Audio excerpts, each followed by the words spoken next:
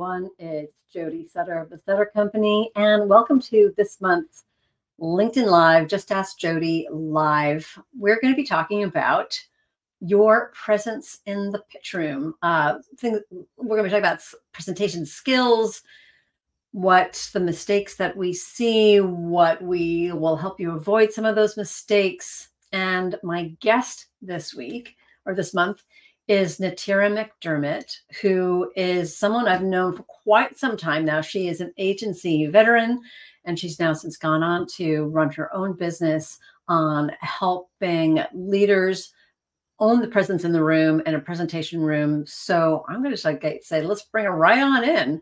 Natira, welcome. How are you today? Hello, I'm great. Thank you. Thank you. You look great. Oh my gosh. So let's talk about presentation. So you and I first met, we were both running large pitch teams for media agencies. And, there was a lot to coordinate when we did these big pitch presentations, often multi-offices, multi-countries, many people. Now, in both our cases, I think that we work with smaller businesses now. Maybe you are more like sole proprietors or even individuals within larger companies, and I'm smaller agencies. But I still think presentation is obviously very important. You obviously think so. I thought I often like to roll things back and think about well, why are we even talking about this? Why is this important? So let's start there. Why are presentations important? Specifically, I know you do presentation beyond just the pitch, and I still focus on business development. So if we could focus on presentation for pitches, but why are presentations important when you're in a pitch situation? The presentation is the first time that the client is with you, and the first time that you actually get to say what you believe, what you see in their work, ask them questions, all of that. A lot of times presentations in the agency situation that I've seen is that they can end up being like a content delivery system, that it's really just about, okay, so now we're just going to voice the RFP, or we're going to speak out the slides. Yeah. We're going to do that. And it's when you can actually take the moment of going, this is an experience and this is presence here with this client. I love that, the content delivery system. And for those folks who are listening or well, I don't do that. I think I think for sometimes there is a difference. I think sometimes there are some people who rely on that more than others. And by the way, for anyone who is watching us live, I know a lot of you watch these on the recorded segment, but anyone who's live would like to ask us a question around presentation, please do throw it into the comments and we'll make sure we get to it. Content delivery system. So in other words, they write what they want to get across, and then they read what they've written. Exactly. Exactly. And that's something that, especially now, like post-pandemic, I've worked with a lot of people who really have been, that's the way they pitch, is they will have a talk track on their screen and they'll have their slides and they'll be able to really speak without notes, because it's all virtual and they're just speaking their content. And that's one really good way to avoid making losing your train of thought, making a big mistake. It's really safe for that. But what it loses, obviously, is all of the animation and personality and feeling that goes into that really is important for the presentation. So I think you've also bring up a bunch of interesting points, but what's more important, this idea of feeling, emotional engagement. I think that's why presentations are important, because ultimately we are human beings that may or may not be hired by another human being. And we human beings like to, there's a function in our brain that says, is this person part of our tribe? Or these people part of our tribe?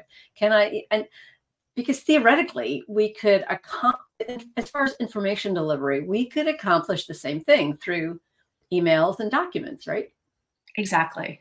And that actually, you bring up something that is one of the reasons why I do this work and why it is so important to me, is that if you look at the research about how an audience judges a speaker, and this is like across the board.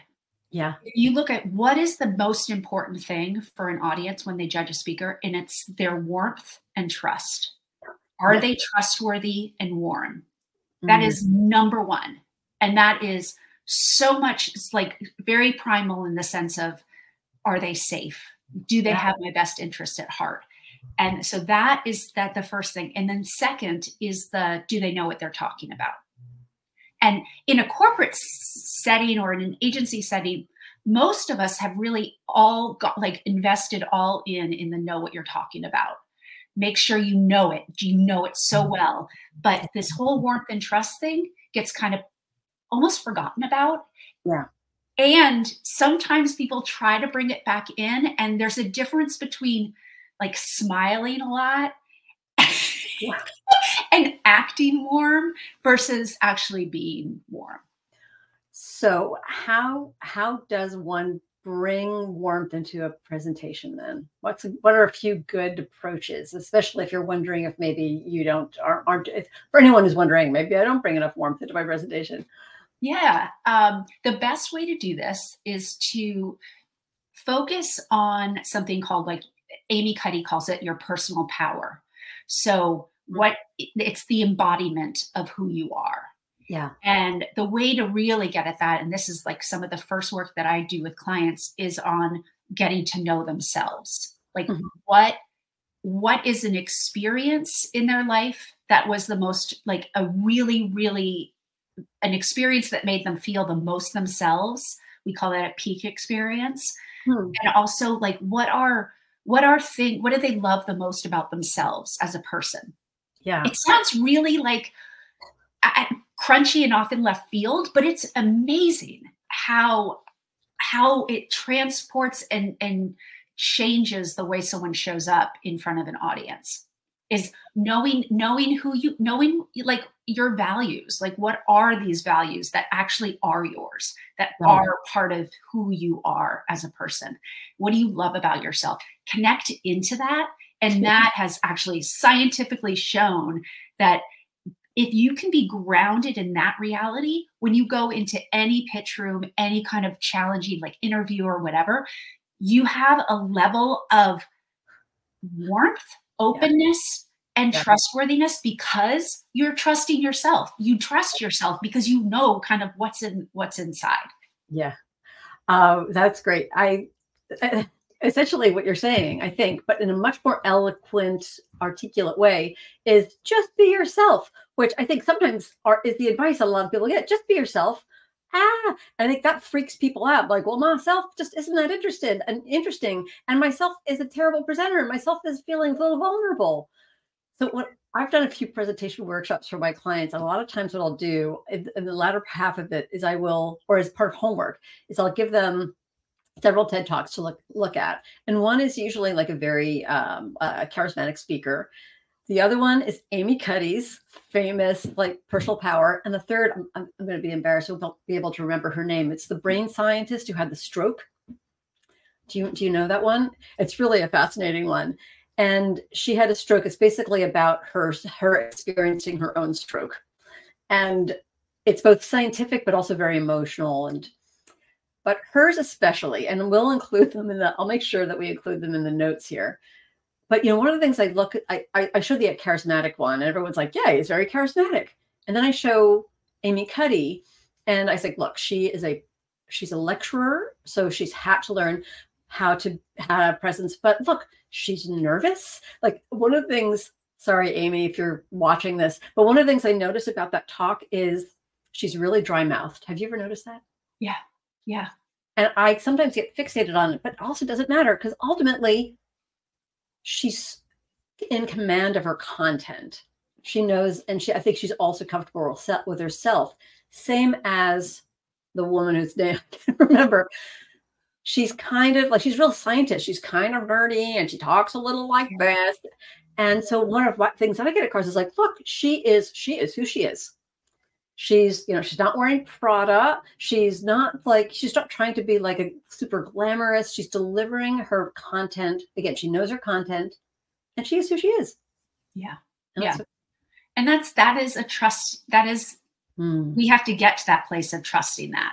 And I know what you're saying about like, just show up as yourself, which is that's one way to think about it. But then there's like, but who are you at your best? Like, who is Natira?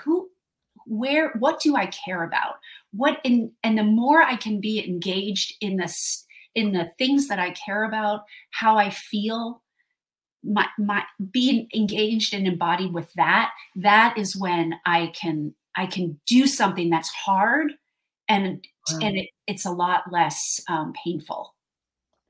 So quick, before I follow that up with another question, by the way, thank you, Megan, my team member who is backstage, Jill Bolte Taylor. But again, we'll put this in the notes. That's the TED Talk person TED Talker who you can get a lot of lessons from. But so let me ask you this. So again, I think there might be a lot of people who say, well, that actually sounds hard, because that means that I need to dig down and think about stuff that maybe I don't think enough about. So any techniques in particular or places where people might want to start if they want to experiment with that? Yeah. I mean, you can set up a call. You can set up a call with me, just a 30-minute call for sure. Anyone on this can do that. And I can help just walk you through what those steps are.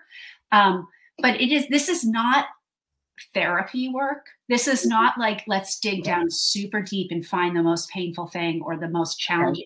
It is not that. It is like, what is something like, for me, a moment from my life, like a peak experience, was really it was a super snowy day early in the morning in Manhattan. And I am not a runner, but I was running, and I went for this run along the Hudson, and I ended up right behind like about 50 yards behind another woman who was running. And I ran in her footsteps, and it was snowing, and it was quiet, and it was magical. Mm-hmm. And I am running, and I'm running exactly the same speed as her. And there was something in that, this sense of like wonder, adventure, synchronicity, that kind of feeling, that feels very me. I feel very much in that. So that is something that, so we're not talking about like dig back. So before someone enters a Zoom room or enters a physical room, to maybe take a breath, maybe have a mental file of some of those moments, and just kind of let your brain and body feel what that feels like, and be like, all right, I'm okay. Yeah. And then go in. Relax, being able to relax into that is huge, but it's very hard to do. It's easier said than done sometimes. Oh my God, totally. No, totally. But there was one thing I also think is really effective is before you do a presentation, to actually take some time and think about, how do I want to feel while I'm doing this presentation? Which is like, it turns on a kind of different part of your brain, because a lot of times we get very much in our head about, well, I'm going to say this and this and this, and it's like that. But to go, how do I want to feel? And then if I want to feel really alive, I want to feel fluent and excited, and I want to feel like really connected to the other people in the room, like, and judge yourself afterwards based on that. How did you feel? What was it like? I love that. Yeah. I wonder, I've never done that. So I'm actually like taking tips for myself, because it's also, even though it on the surface, it kind of sounds self-referential, but it's actually very generous. It's really saying, how do I want to be there for the people who are in the room? That's really interesting. Another thing, I guess I don't know if this is related somehow, but sometimes I will also, when I feel like I'm speaking too quickly or not, or sort of jumbling up my words, I'll just take a moment and I'll start to intentionally listen to myself speaking.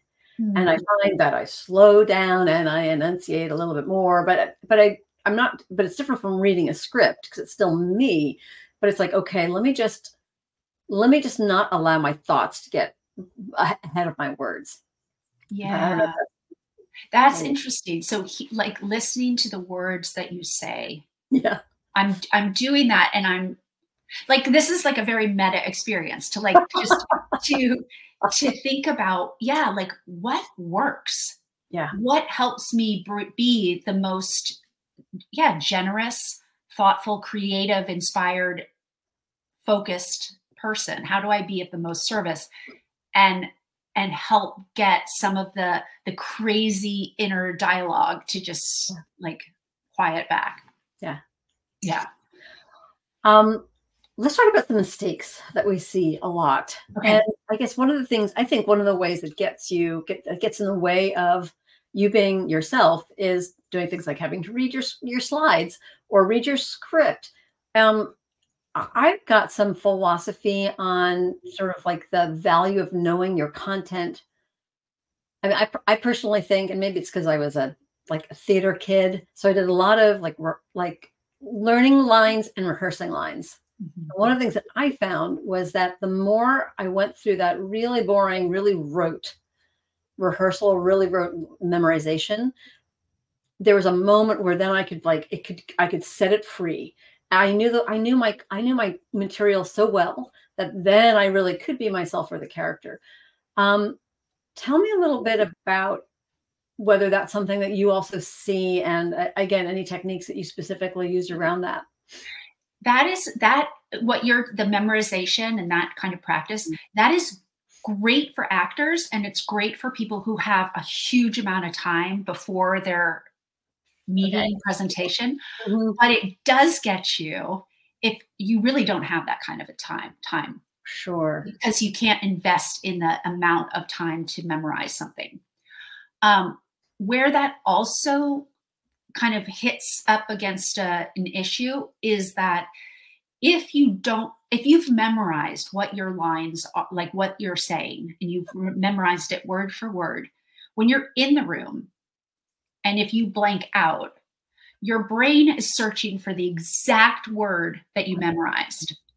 Yeah. Versus if you go in with, maybe it's like you go in with the idea of what you're going to say and the concept, your brain gets to pick maybe a different word, a slightly different word. There's a huge, like the 90 different words for that one thing that your brain can do. So it gives you a lot more freedom and more resources to go into the room with if you don't memorize.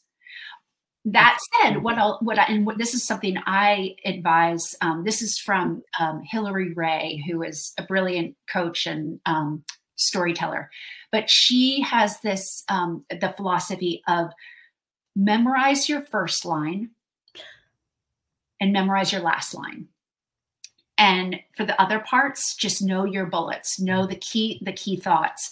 But when you go in first, like the first thing you say, you want it to be strong, and you know your nerves are going to be the highest, like the craziest.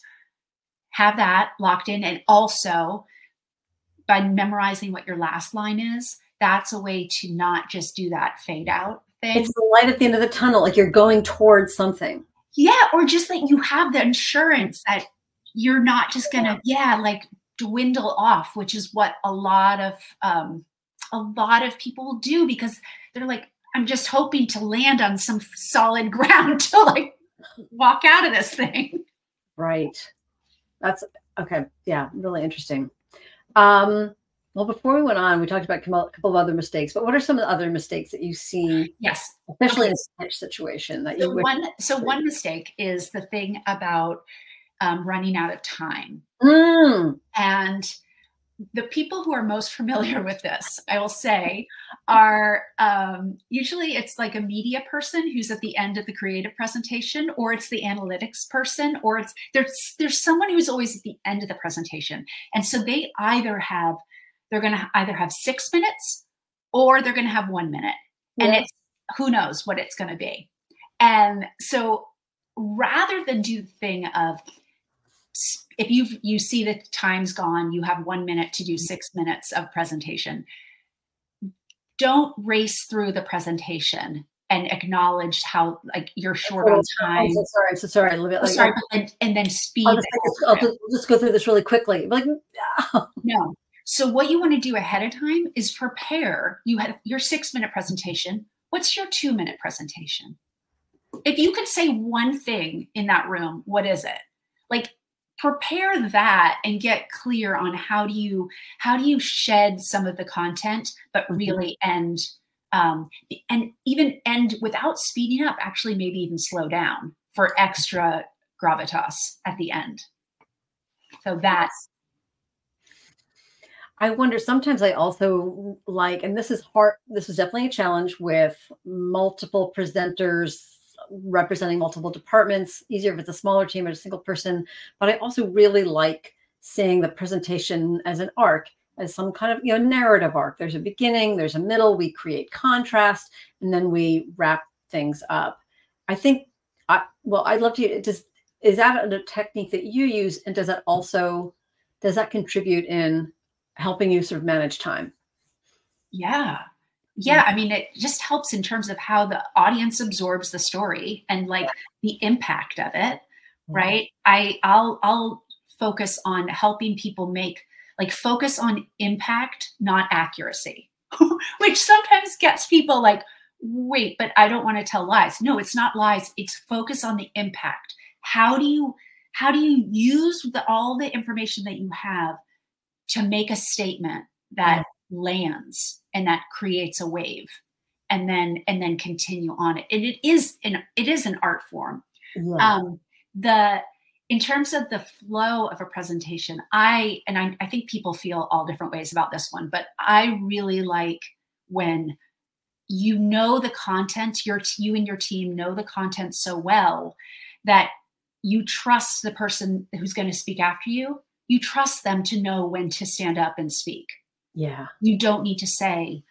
And so next we're going to look at, the creative strategy. And so we're going to look at and talk to Jody Sutter, who's going to take you through that.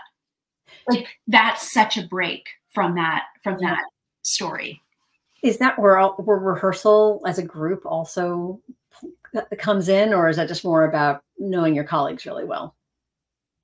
Well, it's rehearsing, it's getting the permission not to say that, because I think a lot of us are taught, okay, so now you want to say who's going to come up next. And it's almost this idea of like, in case they're asleep, do you know, like, oh, that's funny. There's like a legit, well, I guess a tactical, like a practical reason. Yeah. Like, okay, so it's like, okay, you're up next. Like, I think we're better than that. Yeah.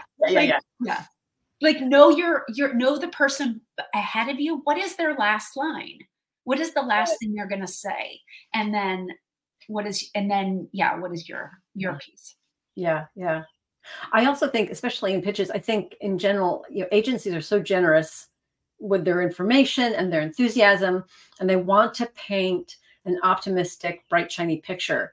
And I am often the one saying, like, where's the contrast? What happens if this client doesn't do that? Or what about their situation now? And I think there's a tendency to stay away from like, oh, well, we can't go there. I'm like, yeah, go there. Be like, wow, you know what? Things suck for you right now. Because then you're like, but it could be better. And I think that's where like that contrast, the important part of a story where you're like, well, yeah, how does Lassie get Jimmy out of the well? Okay, we talked about this really quickly, but this right before we went on, and I said this came up in a client meeting recently. The sizzle reel. And I actually, for people who follow my stuff, I did just write about this. So spoiler alert, it probably expresses my opinion there, but you've spent a lot of time and money on a really great sizzle reel, compilation reel, and you want to show it to the awesome ideal client that you've just met, who finally said they'd meet with you. Good idea, bad idea. Should we include it? I'm not in the room. That's my feeling. Not in the room. Like, you're there, you're alive, you're living, breathing. You can speak, you can talk about the work. there's the sizzle reel, I think, has a place in communication that you share with them when you can't be with them. Yeah. Yeah. I agree. I think video in general, it makes me so sad when, especially when it's happening at the beginning of a presentation where that connection really has to be made. And especially if you've managed to make it and things are going well and you're like, okay, well, now we're going to dim the lights and we're going to shut up and we're going to maybe stumble through some technical issues. We don't know. We'll find out. And then you have to pick it up again. I do think though, that if you're presenting creative, I mean, I've always thought like I would love to get more creatives involved in helping new business teams pitch better. Because I think to present creative, first of all, it has to be a story. You definitely need the contrast to say, here's the problem we're trying to solve. And we think we figured it out, but we don't know. Will we have figured it out? I don't know. Let's watch. Let's go to the commercial that we've just shot or whatever. Then it's like, then I think there's a moment where that can be very effective. But I know. I've been in those meetings, the pitch meetings where, everyone's sitting around the table and then everyone's the TV is kind of on, but in a neutral position, like neutral status. Yeah. And then there's a click. It's just so awkward. It feels really awkward. And this is not even about necessarily video and showing video, but it's also, there's something about letting the relationship or the dynamic, the presentation be between you and the clients, as opposed to you and your screen or your screen and your clients. Like the direct connection is you and the audience. Yes. And so the less you can hide behind the screen and make it do all the hard work and, and you read whatever it's saying, like you own that and step into that and see how that feels. Yeah. And it's hard. It's hard. It's brave to do that. Yeah. I think it goes back to what you started out talking about in this session, is that this idea of then going back to that personal power. What do I want to come off as? What are other experiences that make me feel good and confident? And how do I want to present myself that way? Yeah. So we only have a few minutes left. This happens all the time where like I look at the clock and think, holy cow, how did 30 minutes pass? But I did want to spend a couple of times talking about Zoom meetings, because I think a lot of people are going back to live meetings, but the COVID has probably changed everything forever in that, Zoom meetings are really convenient and a lot of pitch meetings still happen on Zoom. What do we still not have right when it comes to Zoom? This goes back to the what is the relationship and the connection you want to have with the audience. That just because it's a camera, just because you're not literally right there. Yeah. I still want to build a connection with you and treat it like it's an energy exchange. I want to create that because that's powerful. Yeah. And so we don't have that right. I see a lot of times the sense of like not really making eye contact, and it doesn't need to be, it could be with your face, it could be with the camera, but at least know that this is communicating. And if it's off to the side or down or just not there, we've just lost so much that's possible. Yeah. I don't know if any agencies are doing this, but I've never come across it. I can't believe that agencies don't have a set of requirements for doing presentations in one's home office or even in the agency offices, in terms of where the camera should be so that your chin is more level, a better microphone, some lighting, even if it's natural lighting, but and just the way a company will issue a cell phone or a printer or whatever, issue the microphone and the lights and the camera and insist that it be used. Yeah. Yeah. Yeah. I think it's a shame that agencies aren't taking maybe more, I don't want to say control, but aren't setting the tone or setting the lead around that. It'd be much easier. Yeah. Yeah. Though, one thing I want to mention before is that so one thing we have is we have the view, you know, like, I can see myself as I'm speaking, Yeah. which is not a normal situation, right? That is not real life. You normally do not carry a mirror around. Mirror, right. You know, exactly. So I really, and I encourage clients to do this, is like, check yourself, make sure like things are not a wreck. No spinach in the teeth. Then hide self-view and go into the meeting and show up and let it be. Yeah. Far less judgmental. And it's much more, you can be braver and open and warm that way. Yeah, I love that. And you'd mentioned that before we went live. And I think it's so, and you're not the first, you're now, multiple people have mentioned this now. And I think that probably there's now evidence around how like eye movements or facial movements or just attention levels go way up. I should see if there is any documentation around it, because it's really interesting and it's a bit scary where, because I felt a little bit nervous, hide self-view.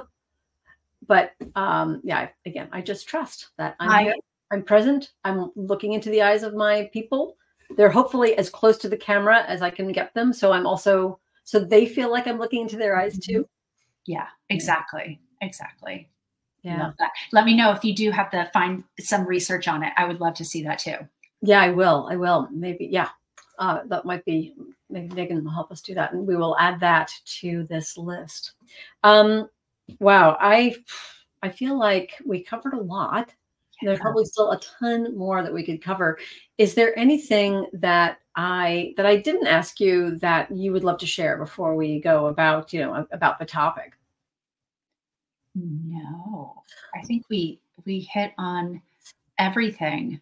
I think the one thing I just wanted to share too is that, if sometimes it's not the lead of the agency who wants the coaching or wants the help in the presentation. Okay, this is actually really important. Yeah, I would love to like a little bit around the B team, like how. Yeah, it's not even. I mean, B team. It's like the team, the people who also speak and are not the lead. They are not the superstar, but they are excellent at what they do. They know what they're talking about, but then they shut down when they go into the room or they get on the camera because they're just so afraid of making a mistake, of sounding stupid, of being embarrassed. It's a pitch and you don't want to screw it up because everything's on the line.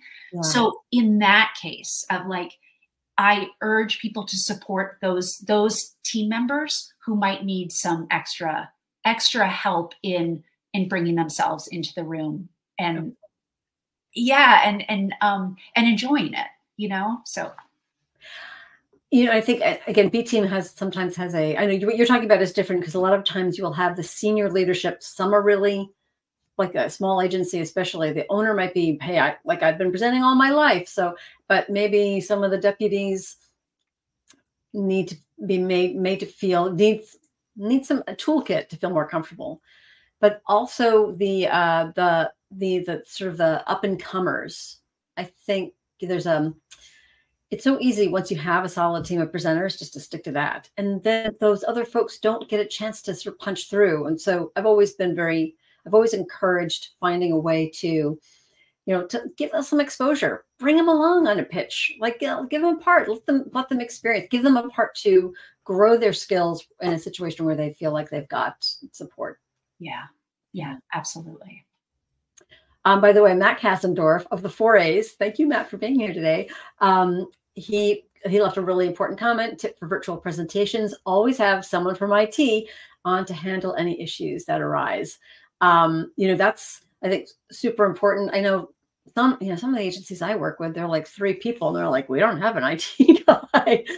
So, but to have, if possible, to have even someone else. Oh, what Matt comes in part 2. It's also important for the agency team to show their chemistry, humanity to each other, to help anyone who stumbles in the meeting. Yeah, that's really important too. So, I think going back to the technical stuff, like for instance, when I do master classes, I often have Megan, who you all can't see, but she's in the background. She's there to just make sure that everyone is served, whether it's me delivering the content or the technology serving them. But then Matt, also, especially when it's more than you in the room, this idea of not only connecting with your audience, but making sure you're connecting with each other. Yeah. Yeah, absolutely. Yeah. Learning to trust. And you brought up that trust issue, and yeah, I think that involves rehearsals. Rehearsals are so important for everyone, not just the most senior people in the room might not need it as much, but other people really do. And and I think you can also, a lot of times when you think you've prepared your part of the presentation really well, and then you start to go through it and you're like, wait a minute, oh, you know what? There's a better way to say that. And I think it's only when you start to, or a colleague can say, I really appreciate what you just said, but I think there's a better way. So you learn from each other, you inspire ideas. Yeah, I think it's so, allow yourself to feel a little bit uncomfortable and vulnerable. Might as well feel uncomfortable with better feel uncomfortable with your colleagues than with your client. I do remember once it was a bunch of years ago, our team, we went into the first round of a big pitch big, global consumer products brand. And we were the favorites after the RFP stage. And we had, rehearsed, but it was just, our team was, I guess we were not that prepared. But there was like antagonism and people sort of like nudging, like, oh, it's your turn to speak. And it turned the client off so much that we were like, I remember the consultant calling and saying, you went in the favorite, but you were so unfriendly to each other that the client was like, we don't want to work with these people. Oh, wow. No humanity. Yeah, no humanity. So thank you very much, Matt, for sharing that too. Really important. I think it also goes to show there is so much we could talk about this, so much more we could talk about. Yes. Well, thank you so much. This has been great to do. I love what you're doing. I love that you're doing this, Jody. I love this the monthly live. It's so good, so brave. So everything. How would people, if folks want to work with you to get better at presenting, sort of step into their natural strengths? Thank you, Matt. How do they reach you? They just email or LinkedIn, my website. Right there. McDermott.com. Yeah, I would love that. And I always do a free, just 30-minute consultation call that is all about what you're seeing and what you want. So, okay. Please do. Thank you so much. It was so nice to see you and to talk to you. We'll do this again because, again, I'm sure there's a part 2. Thank you. I would love that. Okay. Bye-bye. All right.